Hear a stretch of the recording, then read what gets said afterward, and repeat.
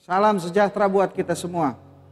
Bertemu kembali dalam renungan harian gereja. Sebelum kita memulai ibadah kita hari ini, mari kita berdoa. Bapa di sorga, kami mengucap syukur kepadamu. Tuhan menolong kami untuk kami dapat menikmati hari yang baru. Kami mohon Tuhan bimbing kami dengan kebenaran firman-Mu. Untuk kami melalui hari ini, kami dikuatkan oleh kebenaran firman Tuhan.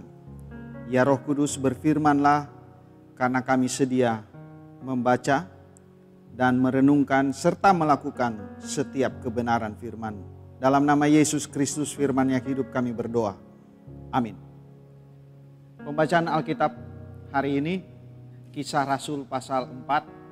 Ayat 7 sampai dengan ayat 10.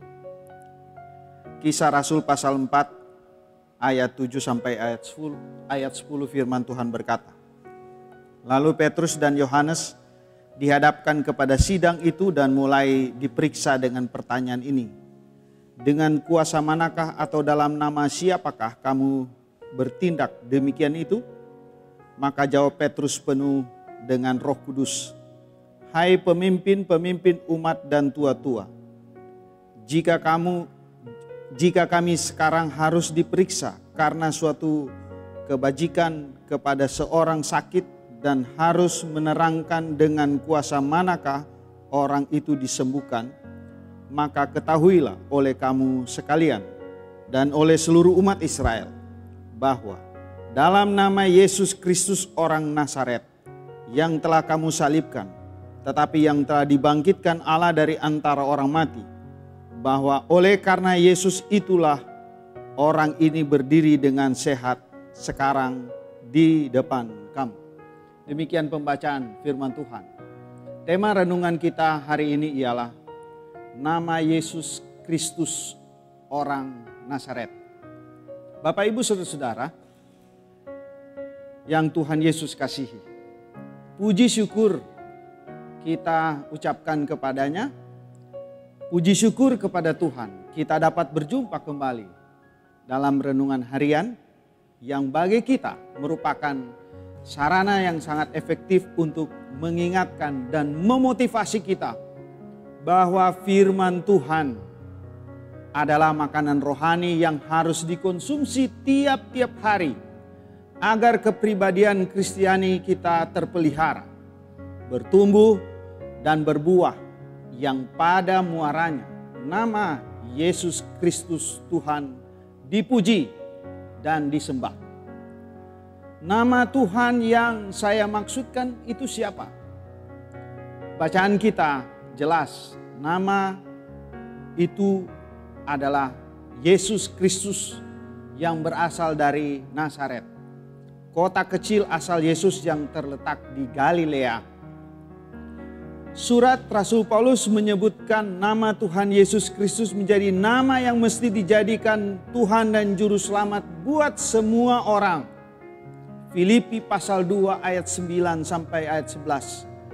Itulah sebabnya Allah sangat meninggikan dia dan mengaruniakan kepadanya nama di atas segala nama, supaya dalam nama Yesus bertekuk lutut segala yang ada di langit dan yang ada di atas bumi dan yang ada di bawah bumi, dan segala lidah mengaku Yesus Kristus adalah Tuhan, bagi kemuliaan Allah Bapa. Saudara-saudara, nama Yesus Kristus itulah yang menjadi otoritas kesembuhan orang yang lumpuh sejak lahir, yang melalui Petrus dan Yohanes si lumpuh mengalami disembuhkan. Itulah pertanggungjawaban Petrus dan Yohanes di hadapan sidang di Yerusalem yang dipimpin imam besar Hanas dan Kayafas. Dalam nama Yesus Kristus, Petrus dan Yohanes mengalami pemenjaraan. Bapak Ibu bisa lihat di ayat yang ketiga dari pasal 4. Dan dengan dipenuhi Roh Kudus, mereka memiliki keberanian berkata-kata atau kemampuan mempertanggungjawabkan semua yang mereka lakukan.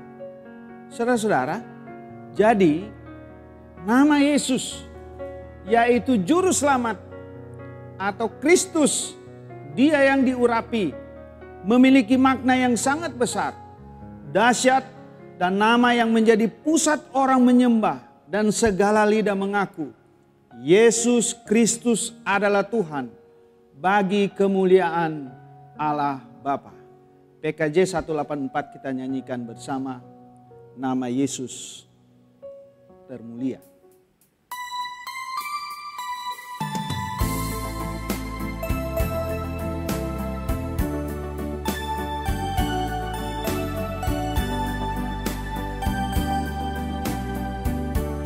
Nama Yesus termulia di atas segala nama, agar di dalam namanya semuanya menyembah, yang di bumi dan di surga tekuk lutut memuliakan, segala lidah pun berkata Yesus Kristus itu Tuhan. Terpuji namanya, terpuji namanya, sembah dan pujian Raja alam semesta, yang di bumi dan di surga tekuk lutut memuliakan, segala lidah pun berkata Yesus Kristus itu Tuhan.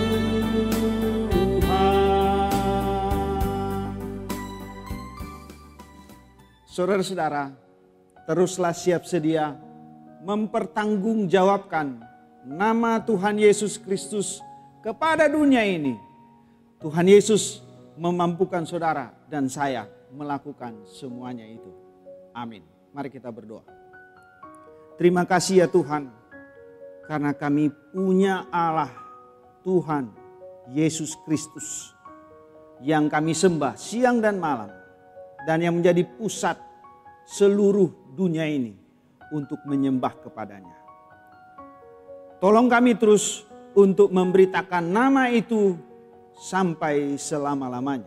Dalam nama Yesus Kristus. Amin.